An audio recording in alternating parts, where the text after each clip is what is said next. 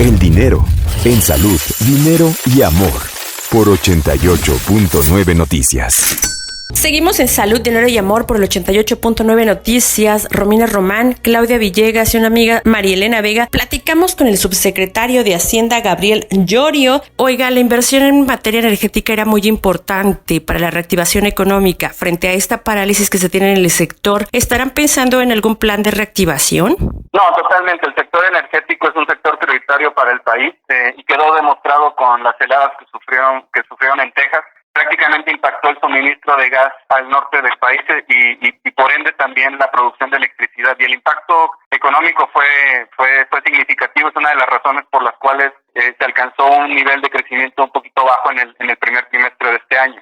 Por lo tanto, primero hay que mantener la autonomía energética. Eso implica inversiones importantes en generación, distribución, pero sobre todo almacenamiento. Al mismo tiempo también hay desbalances importantes entre la generación y la distribución, y eso es lo que yo creo que la empresa CFE está tratando de abordar, es poner orden en el balance de generación. Tendrán que hacer inversiones también en distribución. Muchas de esas inversiones no pueden ser realizadas solo por el sector público, son inversiones muy fuertes y la participación de los privados es más que esencial. Hay que recordar también que hemos ya acordado 2 paquetes de infraestructura con el sector privado. El 50% de todas esas obras van a ser ejecutadas principalmente con recursos privados, y actualmente estamos ya en negociación para un tercer paquete. Una vez que lo terminemos de acordar con el sector privado, lo anunciará el gobierno. Gracias, subsecretario. Buenas noches. Le saluda Romina Román. ¿Y cómo está viendo usted el ánimo de los inversionistas, tanto nacionales como extranjeros? Hemos visto en específico para los extranjeros algunas leyes que no les han convencido del todo. Por ejemplo, la de la ley de hidrocarburos, en tanto que para los nacionales la ley del outsourcing tampoco gustó mucho. Esto se suma a la grave situación que enfrentan miles de micro, pequeñas y medianas empresas como consecuencia del confinamiento del COVID, y la queja es que el gobierno federal no ha apoyado suficiente para que puedan sobrevivir. Entonces, ¿cómo está viendo este apetito, este ánimo de continuar invirtiendo en el país?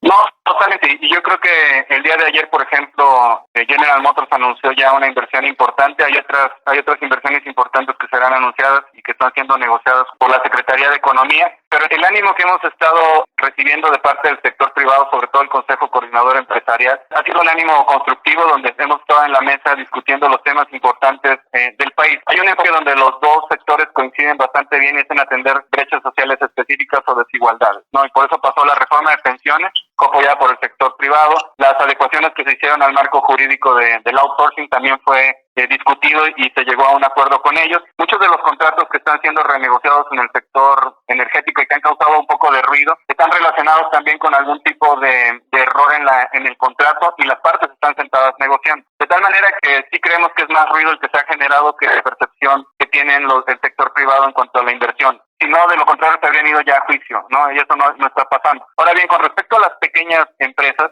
una de las principales preocupaciones que teníamos con el impacto del COVID precisamente era que si las empresas tenían deudas, podían tener una presión importante por problemas de liquidez. Una de las acciones más tempranas que tomamos fue las reglas contables especiales de la Comisión Bancaria con los bancos, que le permitieron a las empresas suspender los pagos de deuda por 6 meses. Esta es una iniciativa que inclusive se tomó a nivel global con los países más pobres. No nos tomaron como referencia, pero es similar.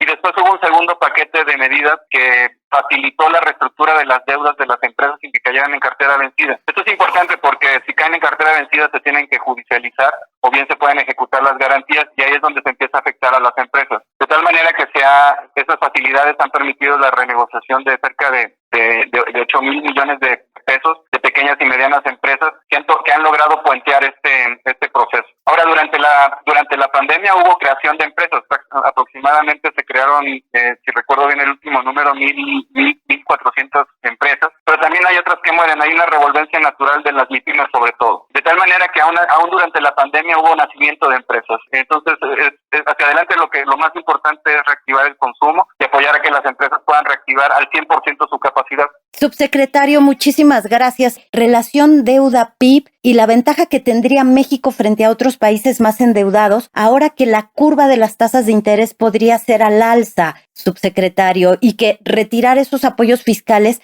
en otros países va a ser muy doloroso ¿Cómo se ve México? No, México se ve mejor comparado con otros países. México no utilizó endeudamiento durante el 2000, más endeudamiento del autorizado en el Congreso.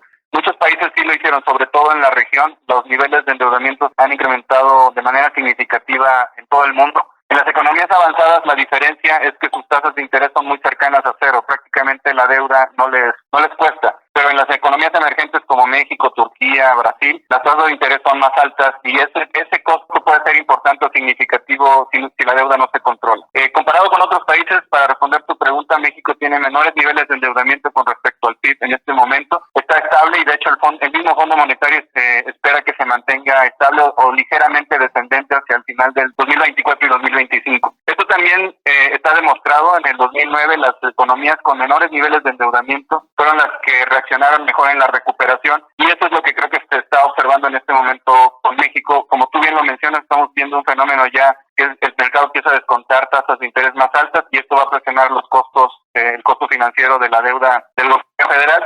Sin embargo, en los últimos meses este costo se ha venido reduciendo, por lo que podemos absorber un pequeño incremento si es que se empiezan a dar incrementos en la tasa de interés en México. Subsecretario Gabriel Llorio, muchísimas gracias por esta charla y esta explicación para Salud, Dinero y Amor. Esperamos mantener comunicación abierta con usted y que sea la primera de muchas entrevistas. Gracias, muy buenas noches.